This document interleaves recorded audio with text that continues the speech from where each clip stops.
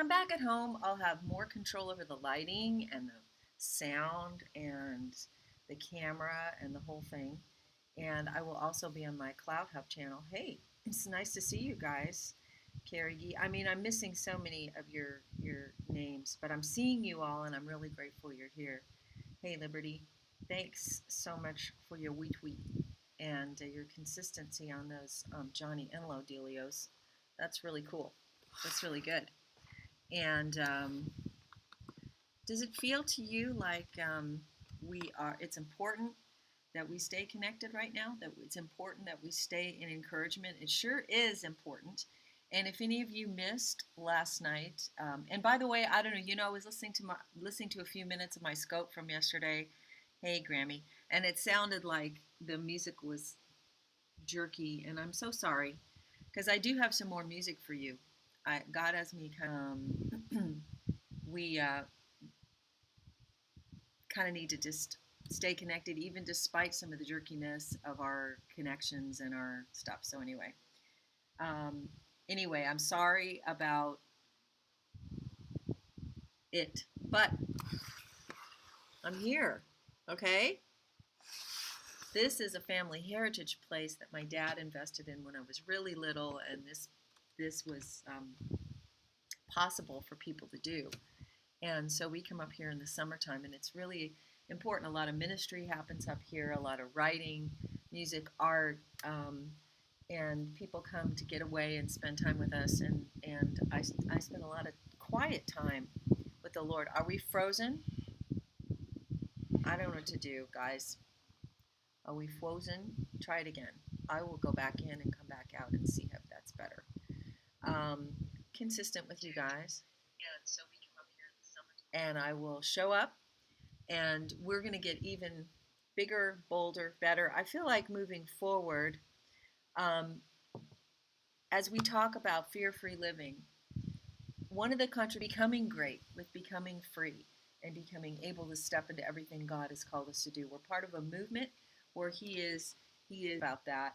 I'm passionate about overcoming fear because not afraid is not a suggestion, it's a command. So we've talked about all these kinds of things. I'll continue to talk about it. We always have new people coming and going from the scopes. Last night, if you missed it, and you're on Periscope, bluegrass worship, hymns, and oh, wow, just what I needed. And then afterwards, we did a scope on Q Hit Team Prayer. And that's important because we are learning to pray with actionable intelligence. Like, what intelligence are we getting from Q, from prophetic people, from people who are educating themselves, and how to pray specifically and more weaponized viruses? No, as far as we're concerned, as the regents, the stewards, the sons and daughters of God, we're going to say no to that. And so we're getting more and more uppity and aware of our authority to speak into the culture and into the universe, and to say no, we're not going to permit the enemy's things, and we are going to call forth the things that God's doing. So that's kind of cool. And that was happening last night. And it's freezy. So I'll ask for your advice. Should I stop and start again? Would you like me to stop and start again? If we're freezy peasy? So let me know. Oh, good. I'm glad, Liberty. If you guys would like me to, I will stop and go on again. So just let me know. I'll watch the comments here for a minute, and then we'll get going. And that was really great.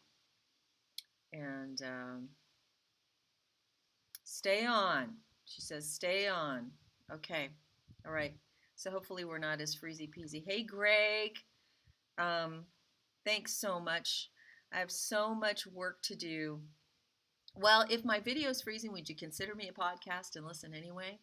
Some of my, do you guys, if I freezing, considering that I feel like I've got to stay focused, and then a lot of times I go back and check out, what I can and replay. And I was in there putting my little icons on your map, so that's cool. All right, I don't really have when you say internet connections, I don't know what that means. You mean like a different server? No, I mean we have Wi-Fi up here in the woods, and Anyway, you were nervous, Kay. Well, you did it. You contributed. All right, guys, I want to be consistent. I want to stay building our learn to be whole. We can learn to be activated. And good, Greg. So we need to stay in that self protection and anxiety, right? So we always are making that choice. I make it every day. I make it attitudinally every day, and I make it every day when I go to the canvas. Hey, you guys! I spent another probably hour and a half working on Ugly Baby Monkey right here. Ugly Baby Monkey to represent what we're doing. And I just have to tell you, and then we're going to talk about something else. Ugly Baby Monkey. For me, it's about going to the canvas and learning every time with another layer of paint. And I don't know if I'm ready to show you Ugly Baby Monkey. Anyone is here? Yeah, we're here. It's to see what I do to it. But you. And I prophesy that Ugly Baby Monkey Baby is going to be a gorgeous experience. Okay, let me just give you a couple things to think about today. Because I've been doing a lot of metaphoric talk, and yesterday I did some music, and I hope it was okay because it was kind of herky jerky. It's beautiful. Stop. Thank you. Well, nobody should criticize their babies, right? We all love them, as quirky as they might be. Um, I've been doing a lot of metaphorics with you.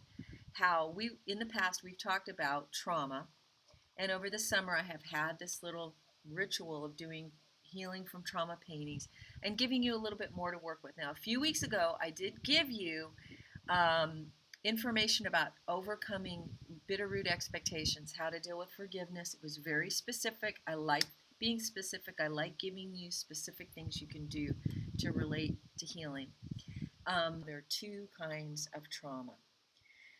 The first kind of trauma is what we call, oh, good, I'm so glad to hear that, drama trauma. Okay, these are the things that we can identify that were moments in time when we were changed forever by an action. For example, nationally, do you remember the day the Twin Towers fell? Forever. That's just like emblazoned, just seared onto our neural wiring, right? I remember the day and exactly where I was when Reagan was shot. Do you remember where you were? I bet, and seared through your soul. To crawl in a hole and die. You might remember exactly where you were when somebody physically or sexually abused you, and you might have body memories of all of that happening, right? Okay, those are the deeper traumas to recover from. Hidden trauma is trauma of things that is never given to you, is rooted into a place where you can thrive and open up. It's like any kind of living organism needs an environment for it positioning in relationship to the sun and all this kind of stuff. Every living organism needs an environment of nurture to develop and grow, and it is traumatizing to an organism when it is not given that thing. So, for example, in some cases, like if you've got little beans that you want to sprout, you do that with the kids, and you put them in a baggie with a wet paper towel, and you put them in the dark, right? That if you put them in the dark, they just die. Too much water, not enough water. What you give to a cactus is not what you give to an orchid, right? And so there are all these conditions that create humans. What we need is welcome. And I want to play the welcome song for you guys again this year because we need to be welcomed into the earth. Us were in Mama's womb with a mom who didn't want us, with a mom who herself was traumatized and maybe even wished that she wasn't pregnant. Some of us were in Mama's womb and experiencing mom being battered. Remember that word, battered women? That's a thing. Some of us have been around fathers that withdrew into shame, and they went somewhere and we don't know where they went, and we're longing for them to come get us. That was kind of, I think, what happened to my papa. I think he shut down at a very young age when his sister died. And so I think something in him just was shamed and love. You know, when a daughter has a crush on her dad and he dances with her. This is a thing. This is a necessary for human thriving, is the father-daughter thing. The father-son thing is unique. The mother-son thing is very unique.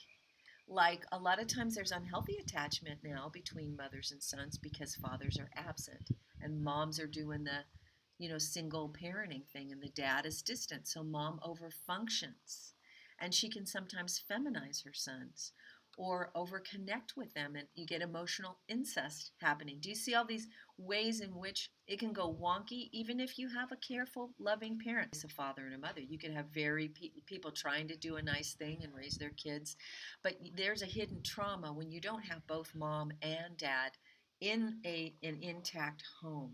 Okay, it's a hidden deep trauma. The hidden trauma now up. We love you, we're splitting up, but we're going to be all better if we split. There's that drama moment. Then there's the hidden trauma after that of all of the unspoken things that go on in order to keep swimming. We're a two-parent family, we're co-parenting, we've been coming from. And hidden trauma is harder to heal from because it's minimized all the time. Well, I had food, they didn't hurt me, they didn't beat me. And people with hidden trauma tend to overfunction in externals. They're the ones that try really hard, are achievers.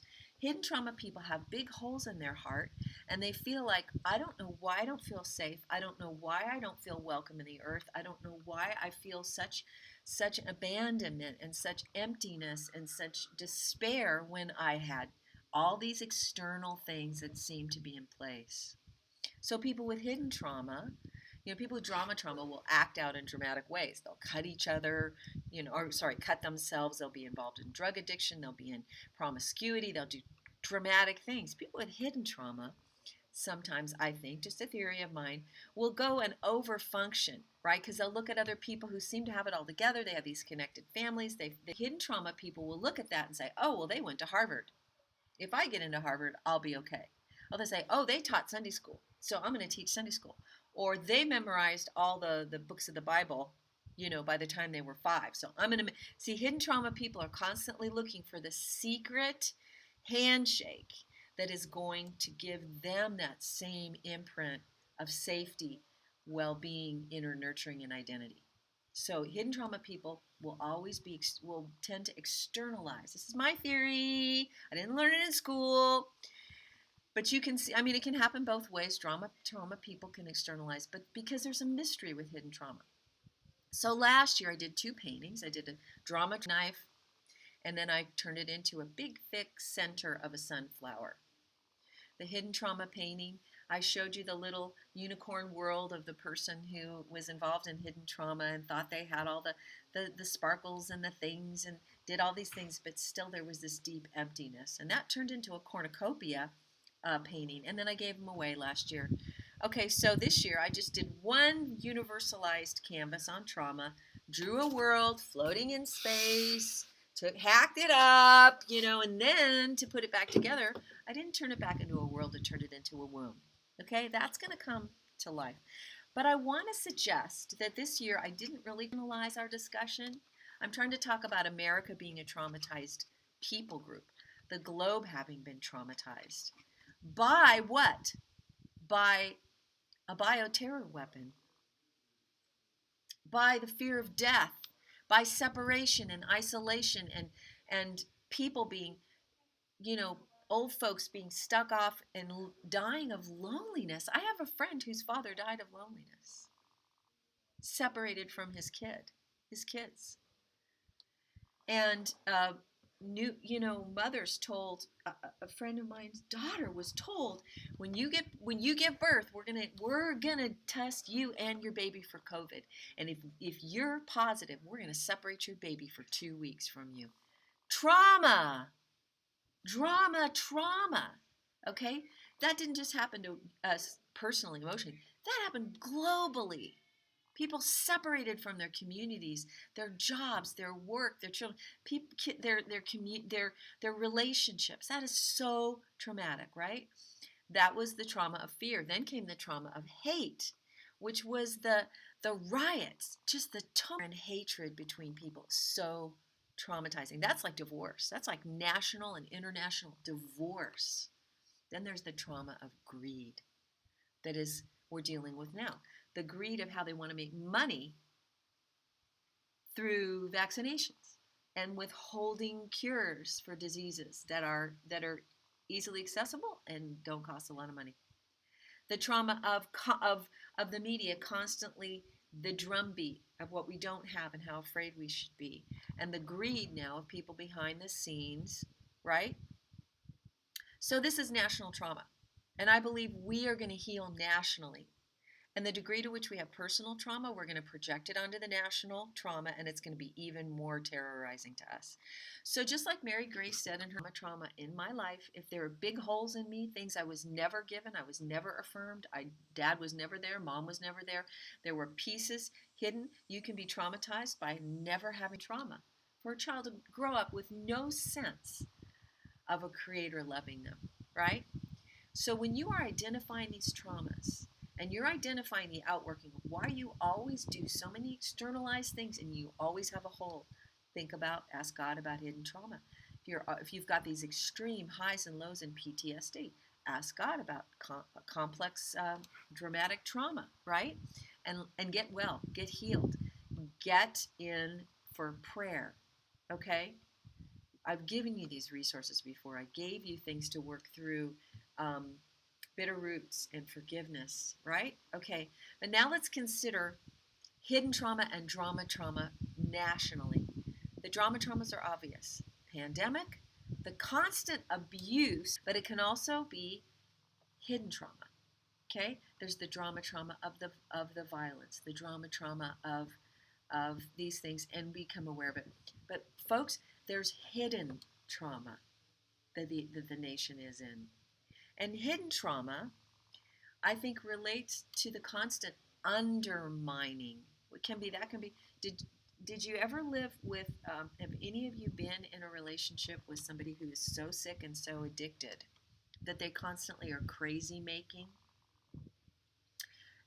Living with an alcoholic or a psychopath is very a form of dramatic trauma, but also hidden trauma. And psychotic people is that they're constantly undermining any sense you have of what is up, and about the fairness and doing the right thing, constantly keeping you worried that you didn't do it just right.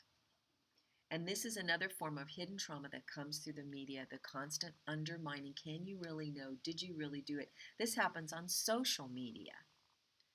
The hidden psychopathic, codependent crazy making of the left and the leftist ideas constantly getting us to worry if we were nice enough, if our ideas were well displayed.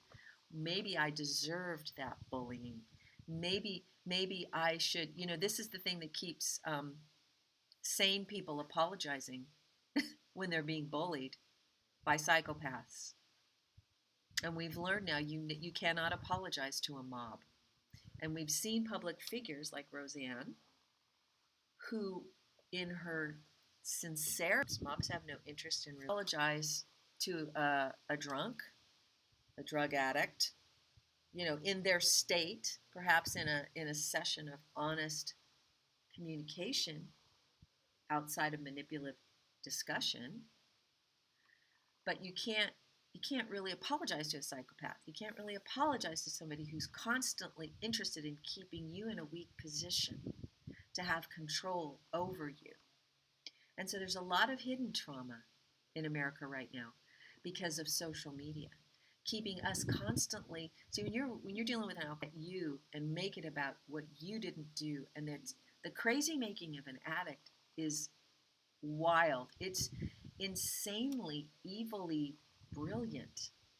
If you ever had a relationship with an alcoholic and tried to talk normal and sane, and then you see how they come back, it's a diabolical level of intelligence it takes to manipulate people, alcoholics, and people who are even,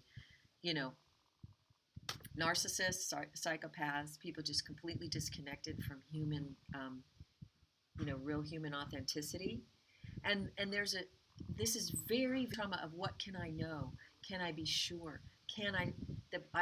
All I hear about the president is this. All I hear about America is this. All I hear about race is this. So therefore, can I be in my own skin as an American and be pleased with my country and be patriotic? Or are we so bad? We're bad. Oh my gosh. And this is what happens when you deal with a psychopath or an addict or a manipulative or a narcissist person or someone invested in taking you apart, is you never know if you're okay. You never know if you can rest. You never know if your ideas are safe or good or you can stand by them. You're always apologizing. You're always unsure. You just want to say, yeah, I'm sorry. And they will use the sincerity and integrity of good people against them to destabilize them. This is hidden trauma. This is what the United States has been through, right? And so much of the church, so much of the people of God, so much of America is not benefiting from what we are benefiting from. Prophetic words from people like Johnny Enlow and Mark Taylor and Dutch and Tim Sheets and the dreams that Praying Medic has been getting and the insights of people who are midwifing us through a process and giving us perspective. X22 report is consistently helping us see what it's hard to see. Q is helping us see a plan, a way forward. This is prophetic insight. Mary Grace has some really good things to say. Greg, these are the relationships that keep us stabilized, and humans are not having access to voices that say, hey, there's a plan, there's a purpose, we're going somewhere. We live in the United States of America. Let's speak into that. Human beings need hope. Human beings need to have what we're going to work on to change. And there's a lot of hidden trauma in the United States right now. And our part is to continue to be a stabilizing fiber throughout the nation, the remnant of God, and people who are being healed of dramatic and hidden trauma in our own lives are a stabilizing. Sometimes yeast in Scripture can represent sin. Yeah, the best way to heal is forgiveness. It's a great, important thing, and also breaking ties with our judgments and our expectations that we're always going to be the ones who get screwed. And but there's also a sense in which yeast is used in some parables as a positive thing, that a little bit of yeast eventually works its way through the whole dough. We're the yeast. We're the healers. We're the ones dealing with our own personal trauma and getting over it. Voices tell us who we need, so important, because we are the yeast now that is leavening the whole loaf to help bring the larger bread of our nation, right? A stabilizing force. We're more important than we've ever been. This is why we pray globally and we act globally. This is why it matters. Yesterday I made my 50 phone calls, and it's babysitting for your neighbor's kids and loving them while maybe mom has to do something because school hasn't opened. Your time at your table, your phone calls, your actions, your connections in your community, your activations, every single bit of it matters, and it's exponentially growing because we are the yeast that is bringing healing to the larger nation. And God is going to heal us. God's going to deal with us. God's going to bring us forth. But when you're a traumatized person, personally, it's harder to help anyone else. And if you don't know how God works, you might not be seeing how important you are right now to the world and to the people around you. Even just carrying the presence of God in you everywhere you go and releasing that supernaturally. We are the healers right now, and we are the ones that are going to continue to there are relationships. There is supernatural direction and stabilization coming into the planet through us, right? Just thinking about all this stuff. And somehow, some way, ugly baby monkey, through this day-to-day process of us showing up, is going to be ready to be birthed into the earth as a beautiful new life and beautiful new thing God is doing through us. This is us. We're the womb. We're the remnant. We carry this forward. And, all right, it does matter. Every little thing, every little interaction matters in the kingdom. Why do you think Yeshua said, you're going to give an account of every idle word that comes out of your mouth? I don't really like that verse, by the way, because I had a lot of idle words. I make a lot of jokes. I am silly, and um, but I guess the principle we can take away is that it's possible then maybe an idle word, noticed by God, that a word of encouragement, a word of faith, an act of faith, an act of service, one by one by one by one, they are the ripples that are stabilizing our country right now. We are central. We are the yeast. We are the fibers.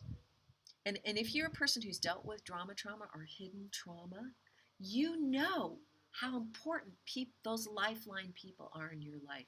When I was going through the thick of healing, there are people that don't even know what they meant to me because I just looked at them and I said, there's something about that person that gives me hope, that makes me think that it's possible for me to be a stable, whole, happy woman.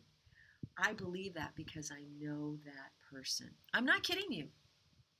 When I was so completely demoralized by the lack of that in my life, and so confused and so insecure, there are women that I looked at and said, that woman makes me believe that I can be more than I am.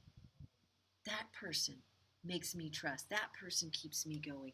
That person proves God is good. I'm going to walk that way. That's who we are. We really are. That goodness. Anyways, all right, you guys. I will see you tomorrow. Can you go do something challenging that might be scary to you, that is helping you emerge from the cocoon of your old trauma, not only for the sake of where you are, but for the sake of our nation and our world. I'm going to keep whacking away at this painting. I am. By the end of this summer, this little baby is gonna make sense, and it stretches me every day, just like these times and seasons are stretching me. All right, you guys.